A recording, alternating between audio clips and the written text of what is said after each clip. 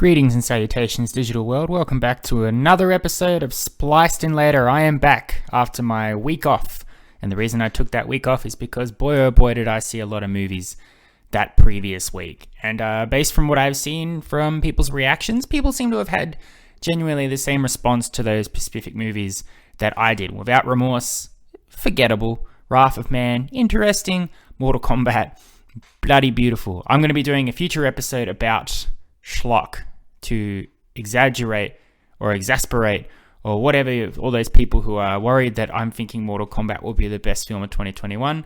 I'll explain why and reasons and all of that stuff. I was going to do that for today's episode originally, but I've done a slight deviation because of some questions I've had from other people out there listening to my podcast about a certain topic, a certain thing that may or may not have come up on this podcast. I don't think it has specifically, but alongside this podcast, I also have an Instagram. It's called Spliced In Later, shockingly.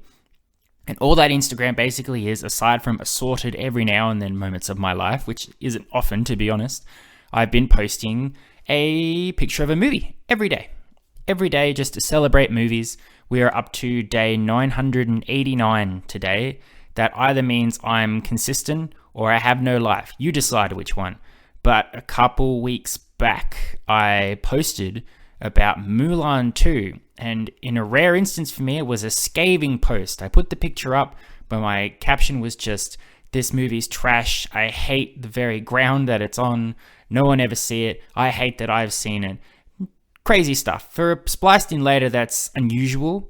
Normally, it is a very positive atmosphere here, and even in movies where I generally have not enjoyed myself or I find disappointing, I'm never like, this movie sucks and should die or anything. It's just, it's disappointment. It's acknowledging that some movies are better than other, but not all movies are terrible, except for Mulan II. Anyway, I've been reached out to and I've been asked to explain, because there are people out there that have seen Mulan II and don't think that much of it. They just let it go by. And there are some that genuinely enjoy it. And as I said before, if you genuinely enjoy stuff, it doesn't matter what other people say. If I say Mulan 2 is trash, but you like it, that should not impact your love and opinion of Mulan 2. We all have to respect our own opinions. Don't be swayed just because you're worried about how other people will think of you. It's a terrible way to live. And if you do that, you're going to have a miserable life. But it's hard to explain that in simple terms why I hate Mulan 2 so much. So I thought, why don't we jump on the old podcast and we'll do a shortish episode just to explain why I hate it so much and the reason specifically for me hating it so much. Now, this is a rare occasion. This is a rare occasion of absolute negativity ruling the episode. Yeah, but this will not happen again for quite some time. So enjoy it. Sit back and revel in my absolute disgust with the 2003 direct-to-video or DVD film and sequel to an outstanding Disney film, Mulan 2.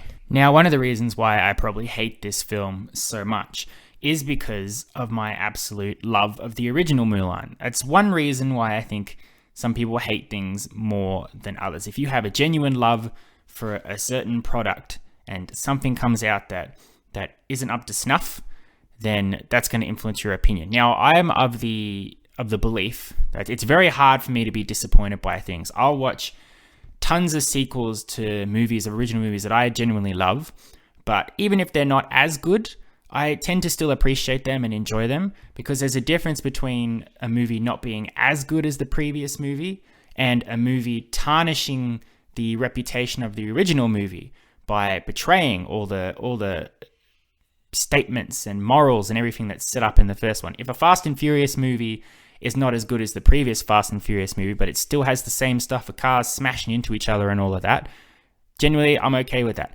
If a Fast and Furious movie came out that said that Paul Walker and Vin Diesel were secretly evil aliens from an outside galaxy that were sent down to bring back the Nazis, then yeah, I would probably hate that. I would not be a fan of that at all, because it would tarnish what makes the original Fast and the Furious movies so good. So that is one reason why Mulan 2 can absolutely suck it. If you are a frequent listener to this show, you will know that Mulan is without a doubt one of my most favorite movies of all time, and it is definitely my favorite Disney film. I've done Disney countdowns in the past. There's an episode if you want to find that. Spoiler alert, at number 1 is Mulan. But as I've been going through and analyzing the ages for Disney as well, with the Bronze Age coming up in just next week for our next episode, I am looking forward to the point where I can get to the period called the Disney Renaissance, which is a lot of Disney that people are very familiar with, where Disney came back strong with such powerful movies as Aladdin, Beauty and the Beast, The Lion King, Hercules, Tarzan, and of course, Mulan. Of the bunch, Mulan, it is a great animated movie, great animation, but great themes and stories and characters. I love the journey of Mulan in the movie. I love that she is this strong, independent woman who sneaks off to go enlist in an army to protect her father, who would surely die, but she has to pretend to be a man because women are not allowed to do that sort of thing. And she shows her prowess and skill, and she moves up in the ranks, and she makes some friends, and secrets are uncovered, betrayal, all of that. But in the end of the day, Mulan, she saves the day and wins the respect of people around her, respect that she should always have had to begin with, but she got it in the end. Of course, alongside that being a Disney film, you still got your wacky animal sidekicks. Mushu is one of my most favorite characters of all. Eddie Murphy is tremendous as him, voicing the character and his snappiness and his one-liners and all of that, and his desperate need to help Mulan accomplish her goals so he can prove himself as the family's guardian, because he's been disgraced, because he's a little dragon. No one believes much in him. It's just such a great film. It's full of wonderful songs. I've said before, I'll Make a Man Out of You, one of the best Disney songs of all time, but there's plenty of other stuff in there too, such as Reflection, all of that. It's just great. I love it. Talking about it right now, I'm anxious to watch it again.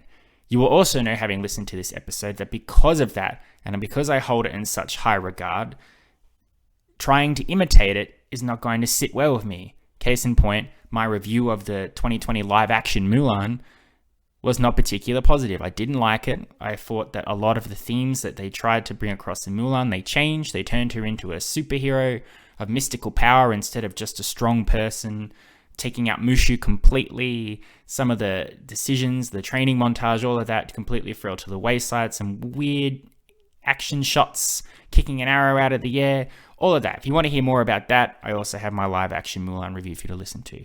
That being said, I don't hate it, I just don't enjoy it. And if I have to choose between one or the other, I'm going to, of course, watch the live action Mulan. But the fact that the live action Mulan exists does not directly impact my enjoyment of Mulan. Therefore, I don't hate it. It's just sort of there. It's its own thing off to the side. It's a second cousin. Because it's not directly connected to this movie, apart from being a remake, I don't care that much. But because Mulan 2 is a direct sequel to the animated Mulan and is supposed to continue the themes and stories from that movie, it's held to a higher standard because of that. And the fact that it falls short so dramatically is truly upsetting, that's for sure. If you have never seen Mulan 2, good. But I will give you a brief idea of what the plot is, just so you can understand what the heck I'm talking about before I get really into it. Basically, Mulan 2 picks up directly where Mulan left, basically. Mulan is dating General Shang. General Shang wants to marry her, and all of that stuff. She also is a very respected warrior for the Emperor now, so she gets sent on special missions for him. He wants to unite two kingdoms, so he sends Mulan and Shang and their three wacky friends from the first film, Yao, Ling, and Chenpo, to escort three princesses, to the Emperor's princesses, his daughters, essentially. They're being escorted to a neighboring kingdom so that they can participate in an arranged marriage. Mulan obviously doesn't like that because she believes in making your own decisions, all the stuff that normal heroes should do. Shang's all about honoring the mission and the Emperor and all of that. Of course, the princesses secretly don't want to get married, and surprise, surprise, there's three of them, so each of them fall in love with the three wacky friends that Mulan brings along. Alongside that, due to the upcoming wedding of Shang proposing to Mulan, Mushu finds out that when that happens, Shang's guardians will take over as protectors of the family. So as much as he has just achieved his goal of being a guardian, when the wedding rolls around, he will not be a guardian anymore. So Mushu resolves, okay, fine, I'm going to break up Mulan and Shang because I don't want to lose my position of power. Now, my unenthusiastic recap of that film should already tell you why I hate it. Why I hate it so much. First of all is the whole Mushu thing. The Mushu thing is an absolute disgrace. Mushu as a character has always been a bit self-centered, because he originally was looking out for himself when he went to protect Mulan, because he made a mistake. He destroyed the great stone dragon, but he saw an opportunity where he could prove himself to the Guardians. But he was never a selfish asshole who only looked out for himself and no one else. His overall decision in this movie to completely ruin Mulan's life, ruin her love life, and everything like that is very upsetting to watch, because it's a complete betrayal of the character that we were really introduced in the original Mulan. He is terrible. He's absolutely nasty. I mean, it helps as well that it's not voiced by Eddie Murphy. It's a different person voicing him, so he's lost a little bit of that pizzazz. Eddie Murphy really made Mushu his own character in that movie. But seeing him so aggressively sabotage his friend, essentially, is very upsetting, and it is a huge part of the movie. And you watch it, and it's played for laughs. It's like, oh, Mushu, he's never really gonna do it. But it shouldn't be happening. It's a strange character decision for that character, for that motivation, for that story. And I hate it. And it's really upsetting and annoying to watch. Aside from that, the drama between Mulan and Shang, what was great about the original Mulan is that it's not a romance movie. Mainly as well because Shang doesn't even know that Mulan is a woman for most of the movie. The movie is about Mulan as a person overcoming her self-doubt and proving to people that she can be capable. In the sequel, it's delegated to, my whole personality is based on my love for Shang. If he is not around, I am upset. If he is not with me, I am not strong. We are strong together, not separate. I get that as a romance story for something where a movie was built around that. You get something like Belle and Beast from Beauty and the Beast, or Rapunzel and Flynn Rider from Tangled, movies that are based specifically on a romantic relationship between the two leads. That was not evident in Mulan, apart from at the end where Shang came around and it sort of hinted like, oh yeah, maybe he's got a thing for her, but it's not important. Suddenly you get to this sequel and it's, our lives are only important now that we have each other. And Shang becomes a bit of a wimp, and I don't like that. And Mulan's dependentness on having Shang with her everywhere she goes and everything she does and all of that is upsetting, because again, it is a reversal of the character arc from the original film. If you have all these perfect arcs that all these characters go on, Mulan becoming a warrior, Mushu becoming a guardian, Shang being not a closed-minded military man, all of that, it's all completely taken from where they got to their natural conclusion at the end of the first Mulan, taken into the sequel, and either completely erased, or they go back to the arc and they start again. And it's a waste of time, and it's also insulting in many ways. Furthermore is the actual look of this film. Now, I know you could say, all right, get off your high horse, Spliced In Later. Your very first episode was about The Fox and the Hound 2, and you said that direct-for-Disney DVD films or whatever are normally just made for money, and they're not much effort is put into them because they have a smaller budget, but they accomplish their goals and we should leave them alone. And yeah, for the most part, I agree. But I also said in that episode that it is not the case for all of them. The Fox and the Hound 2 was just an example I found where I thought it's fine for what it was. You can have some truly exceptional direct-to-DVD Disney sequels, such as The Lion King 2 and The Lion King 3 or 1.5, depending where you are in the world, or The Return of Jafar and Aladdin and the King of Thieves. And then you can have some truly miserable ones, like The Hunchback of Notre Dame 2, or The Jungle Book 2, which don't really add anything more to a story, are not really their own movie because they rely heavily on the sequel, on the movie before it. And just like Mulan 2, they take the character arcs and they just get rid of them just so they can do the story again, betrayals to the original characters. Mulan 2 is the worst offender. I would say as well that I'm not particularly pleased with Hunchback 2 or Jungle Book 2, but the reason Mulan is more of an offender to me is because I love Mulan. I like the Jungle Book and I like the Hunchback of Notre Dame. I don't love them. I appreciate them as movies, but I love Mulan. So having something shit all over the thing that I like is generally not a pleasing experience. Also in that episode, I said that, yeah, direct-to-DVD Disney's, the animation's not on par. It's pretty substandard, but you have to allow that because it's a direct-to-DVD.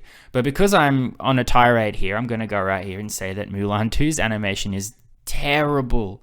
If you go online, you can see a comparison between the original Mulan and Mulan 2 and just the dip in quality in terms of the color pastels, the lines between sky and earth and all of that. The color compilation for what Mulan wears even is a less distinguishing thing. It looks like a Saturday morning TV cartoon, which maybe the people behind those sort of things made this. But when I'm already annoyed with a movie, having that doesn't help. It also brings it down for me. So as I wrap up, because I feel like I'm just saying the same sort of stuff over and over again, but it is a fun place to be. I've not been here before on this podcast, just absolutely mad and annoyed talking about a movie. But it's important for people to understand that I haven't just picked Mulan 2 and gone, I hate this movie, because, well, I just hate it. There are underlying factors and reasons, and I'm sure that there are people out there who can think of a movie they like and know that a sequel or something is terrible because it has ruined their love and opinion of that previous movie. Speaking, for example, the original Star Wars trilogy. People hate the prequel trilogy, and I believe it is because of the issues that I have brought up here in my Mulan 2 shit-taking. They love the Star Wars stuff so much, and they feel that The Phantom Menace and all those other movies there not only are not as good as the original Star Wars, but the things that they do contradict and impact that original story, and as such they hate it because of that, in the same way that people hate the Disney sequel Star Wars trilogy because of the same thing. Not just using Star Wars for example, maybe the new Star Trek movies that I personally like, but I know there are people out there who look at those movies and hate them because in their mind they are not Star Trek movies. They are not the fundamental things that make Star Trek good, and as a result of that, it sucks. So it's different for everybody. It's different for everybody what they love and what they hate. For me personally, it's Mulan 2. If you ask me what my most hated movie of all time is, it is Mulan 2. I could not think off the top of my head of other movies that I hate with such a passion that I do with this movie. But have a think yourselves. What, do you agree? Have you seen Mulan 2? Do you think it's terrible, or do you think I'm being absolutely unnecessarily nasty? That's fine. But have a think. What do you like? What do you hate? Why do you hate movies? And what specifically makes you hate them? Is it because the movie's terrible, or is it because it has more of a personal impact for you? I'd be interested to see. I would say let me know, but no one ever does. So just enjoy thinking about it yourself. Thank you for listening. I hope you've enjoyed this rather animated discussion and negativity.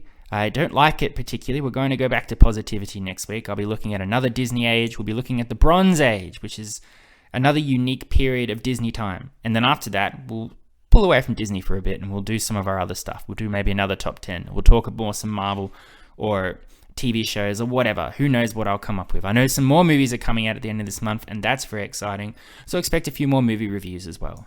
But until then, as always, stay safe out there. Be kind to one another, except for Mulan 2. Be nasty to that piece of crap. Okay. I love and appreciate you as always. You've been spliced in later. Adios, muchachos. I'll catch you next time.